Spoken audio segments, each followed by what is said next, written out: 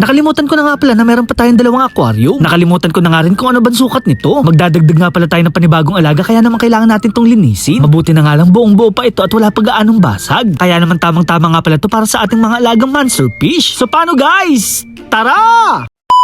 May nakita nga pala akong mga tinfoil na ubod ng lalaki. Sila nga pala nakita ko sa pinuntahan nating pet shop kahapon. Sumagi nga pala sa isip ko na what if mag-alaga tayo ng panibagong mga isda. Wala naman siguro masama para makapagpasaya tayo ng mga bata. Kaya naman guys, bubuhayin nga pala natin itong ating mga aquarium. Matagal na nga pala itong nakatenga at regalo nga pala ito sa atin ni Aling Regina. Naaawa na rin kasi ako sa mga alaga kong pako dahil nandito lang sila sa maliit na batya. Pinagdadasal ko nga na wala pang basag itong ating aquarium. At kung hindi nga pala ako nagkakamali, ang sukat nga pala nito ay nasa 30 to 45 gallon. Correct me if I'm wrong nga kung tayo ba ay nagkakamali. Sana nga is pa itong ating filter para muli nating magamit. Mabuti na lang talaga meron tayong mababait na neighborhood. Sa susunod nga ay magpapatulong na rin ako magbukas ng pinto ng ibang kapitbahay.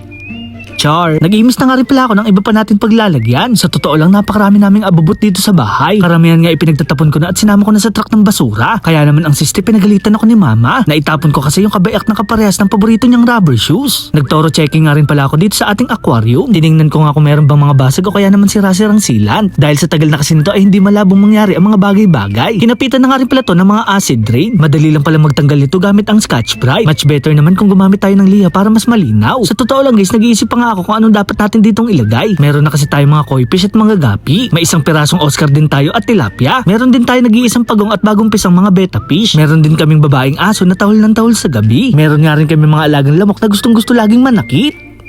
Char. Mga tetra o glowfish nga pala ang nakalagay dito dati. Meron din tayong mga alagang PKBM at mga molly. Napakarami ko nga palang alaga noon at pinapamigay ko lang sa mga bata. Karamihan kasi sa kanila ay gusto lang mag-alaga pero walang pambili. Medyo naanting nga pala ang puso ko kaya naman pinamigay ko na silang lahat. Noon nga pala guys, nakapagpapisa tayo dito ng mga betta fish. Mga neon green nga pala yun na kulay pula ang mata. Sa dami ko nga palang kwento ay tabingin na pala itong ating pinaglalagyan. Na kahit anong ayos ko nga ay hindi sila magpantay. Kaya naman naisipan ko na magkalang na lang tayo ng kahoy. Ito nga pala ang pinakamabisa sa lahat na wala gaanong aberya. After ko nga pala mapuno ang aquarium, maglalagay naman tayo ng foam filter. Mabuti na nga lang guys, hindi natin to tinapon dahil pwede pa natin tong gamitin. Konting piga lang ito at balnaw at wag natin tong sasabunin. Dito rin kasi guys naninira ng mga beneficiary bacteria. Maglalagay na rin pala tayo ng anti-chlorine. Konting asin naman para sa masasamang elemento. Imekos-mekos lang natin yan at pwede na tayo maglagay dito ng isda. Naglagay na nga rin pala tayo ng ilaw para merong liwanag. Dalawang oxygen na rin pala ang nilagay natin dito para hindi sila mabitin. Medyo matatapang kasi ang ating mga paku fish, baka sila ay magali. Sa kulit nga pala ng mga isdang to, nagtatalunan pa ang iba. Sa lahat nga pala ng isda na alagaan ko, sila nga pala ang pinakamatakaw. Murang-mura nga lang din pala guys ang pagkakabili ko sa kanila. Kung hindi nga pala ako nagkakamali, 15 pesos lang pala ang bili ko sa bawat isa. Nung mga panahon na hindi pa sila ganun kalaki. Sila nga pala ay mga monster fish at kumakain sila ng mga molly. Pero kapag mas malaki na sa kanila, ay hindi na nila kaya. Alam nyo ba guys na meron din silang lahing pirana? Mag-i-stack na nga rin pala ako ng tubig para dito sa ating isa pang aquarium. At gamit nga pala itong ating fountain filter ay magsacycle tayo ng tubig. Kaya naman itutuloy ko na lang bukas kung anong pwedeng ilagay natin dito. So paano guys, hanggang dito na lang. Maraming salamat sa panunood.